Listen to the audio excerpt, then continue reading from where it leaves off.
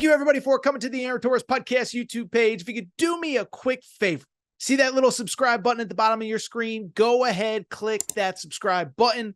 Really does help our channel grow, our audience grow, and I really do appreciate it more than you know. So click that subscribe button. Appreciate your support. Now, here's the video that you came here for.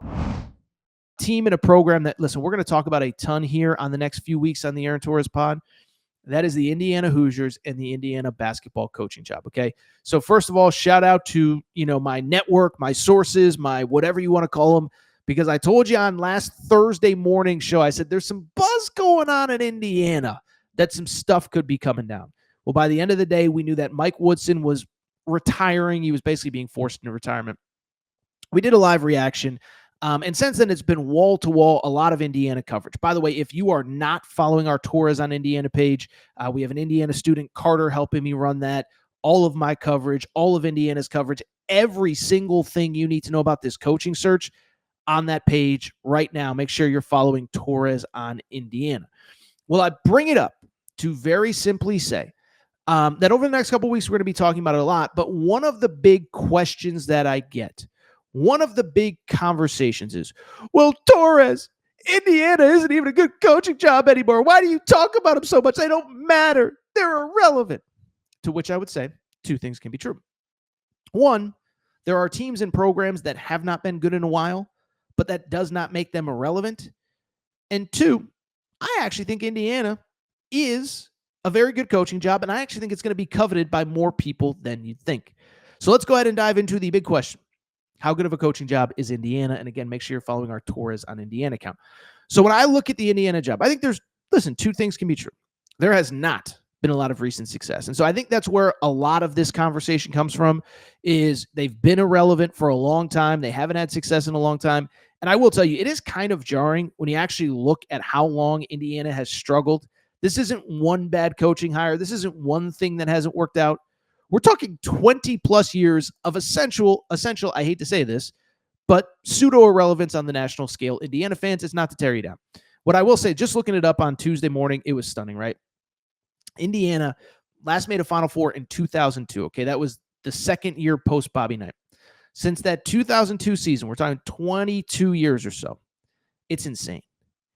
Zero national championships, goes without saying. Since 2002, 0 Final Fours. This was the one that blew me away. Since 2002, 3 Sweet 16s. 3 Sweet 16s.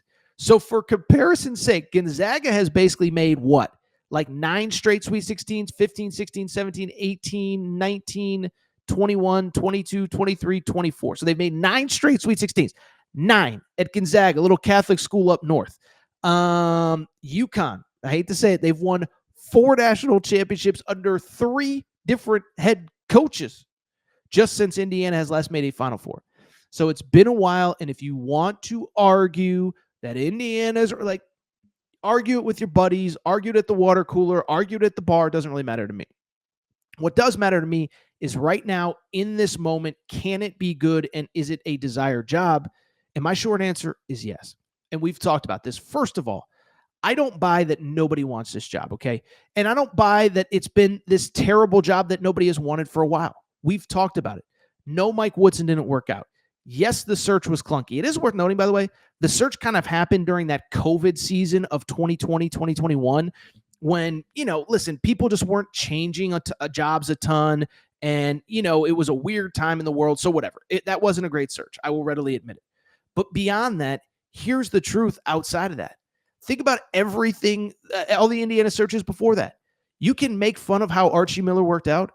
Archie Miller at the time was believed to be the hottest mid-major coach in college basketball at Dayton, had made an Elite Eight. Everybody wanted him. Sean Miller was at the peak of his powers at Arizona at that point. Everybody wanted Archie Miller, his younger brother. He turned down a lot of jobs. He turned down a lot of interviews with good jobs to stay at Dayton before taking Indiana. He was the best candidate at the time. 2, beyond that, the search before that, Tom Crean. You make fun of how it worked out, but 1, Tom Crean did at least win the Big Ten title a few times, did make a Sweet 16 or 2, maybe 3, maybe it was all 3 under him. But the point I'm trying to make is, like, Tom Crean wasn't a terrible hire at the time. It didn't work out. He wasn't the next Bob Knight. He wasn't John Calipari at Kentucky or Dan Hurley at UConn, but he wasn't terrible either. And more importantly, he was the best candidate that was available that year. His famous quote was, you don't turn down the Indiana job twice, because he had turned it down a few years before. By the way, Kelvin Sampson. I think it's pretty safe to say that Kelvin Sampson was a pretty good coach who it clearly didn't work out at Indiana. It doesn't change the fact that it was a good job when Kelvin Sampson is a good coach when he took it over. So don't tell me that nobody wants this job when 3 of the last 4 times they've really hired like an A to A+ candidate in that moment, even if it didn't work out. And then 2, by the way, I think producer Matt, that'll be your 2-minute clip. Don't tell me it's not a good job if they didn't hire, if the 3 of the last 4 hires have been A to A+ in the moment. Okay. But it's true. And I think beyond that, this era, it's a little bit different. I think it's even better now because of the new situation in college basketball. 1, NIL. Listen, we talk about NIL. We don't need to do NIL topics right now. But the bottom line is we know that Indiana is very well represented in the NIL front. As a matter of fact, that's basically how Mike Woodson saved his job last year. Now, you could argue maybe they shouldn't have brought him back. I think you could especially argue it now with what's going on with Dusty May.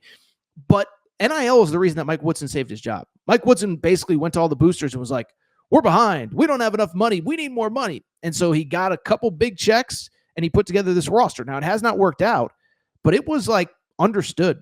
Indiana was probably a top 2, top 3 NIL budget in America last offseason coming into this year. Like look at Oumar Ballo. I mean, the reports are astounding, but I just know this. Calipari wanted to get him to Arkansas with the Arkansas NIL budget, and they did not let Oumar Ballo leave until they got to the number that he and his representation were happy with. So when you are putting so much money into one player that the kid won't even visit John Calipari in Arkansas, a school that we all believe to have some of the best NIL money in America, I don't know what else there is to tell you other than that, like, that's a pretty big NIL budget, okay? As they say, size matters, So I just bring it up to very simply say the NIL is there. I think the portal helps expedite the process, and whoever gets this job, you're going to be able to start over from scratch. You don't have to retain anybody you don't want to. And I'll say this too. I think that makes jobs more appealing in 2025 than it did 7-8 years ago, where if you're taking any job, it's like, I got to coach that guy and all these guys that haven't had success, and I got to make it work. Like I remember, and I remember being at the Final Four 2 years ago, 2023, when UConn won its first of back-to-back titles. And I asked Dan Hurley, I was like, listen, everybody thinks that UConn is this program that's just supposed to be in the Final Fours, but you took over a program that was coming off back-to-back losing seasons. And he cited and this was pre-NIL, pre-portal. Like, we couldn't just run 13 guys out and bring in 13 of our own guys. It took time. It took a process. You don't have to do that in 2025 anymore. Now, we can argue, is NIL and the portal the best for college sports in general? Probably not. But it doesn't change the fact that it makes a coaching search easier.